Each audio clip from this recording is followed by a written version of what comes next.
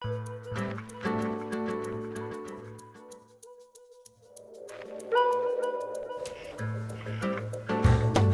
that time of night again, when I can't fall asleep and my brain is whirling like a Sharknado tsunami during an earthquake. On a Monday. That time when all I can think about is that there are 35 to 50 active serial killers at any given time in America. That time when all I can think about is that there's a type of moth that drinks the tears of birds while they sleep. Thank you for the nightmares, nature! Or how there's a skeleton inside of me. Or how frogs carry their unborn children inside of their backs. Sometimes I wish I'm asleep while I'm awake.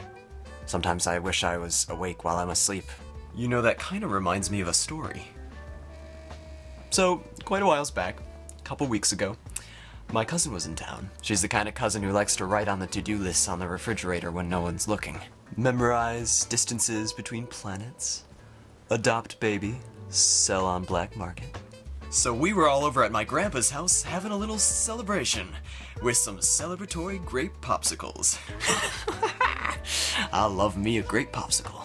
And at my grandpa's house, there's one rule about popsicles. At most houses, there's like a frickin' Magna Carta about popsicles, but no, at my grandpa's there's just one rule that you can't break. If you grab an iced stick of Fruity Joy, you grab a napkin, because the carpet is a sacred ground, and if you mess with the carpet will mess with you. It will track you down, against the grain of your existence. I apologize, my carpet puns are a little rugged. Rugged. Anyway, it's just pretty important that you don't melt splonch onto the carpet, so we just make sure, grab a napkin, and then have a party with our taste buds. So that night, we all slept over. I had to execute some non-solids around 2 in the morning, and as I'm moseying back, there it is, in my doorway. I mean, there she is, my cousin. She's just standing there, like frickin' poltergeist. She's sleepwalking.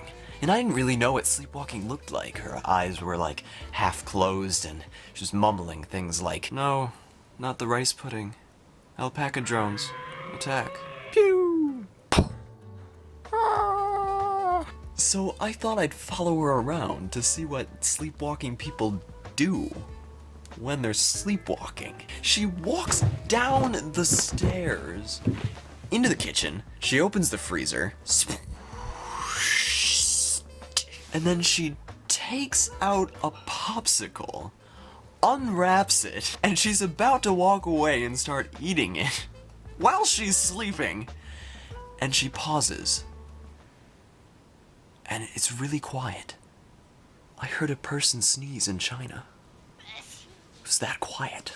Then she turns around and goes back and grabs, I kid you not, she grabs a napkin. I mean, were we brainwashed? So she eats this thing in record time, and I don't even know how there wasn't brain freeze. Maybe you don't get brain freeze while you're sleeping. Is that the trick? Now go to sleep, Jimmy, and then eat a popsicle, so you don't get brain freeze. It's the only way out. So she takes the whole thing, places it gently in the trash, and then goes back to bed. With a little multitude on her face. And that's my anticlimactic story. Respect and fear come from the same place. What about you? What do you respect or fear? Frog babies.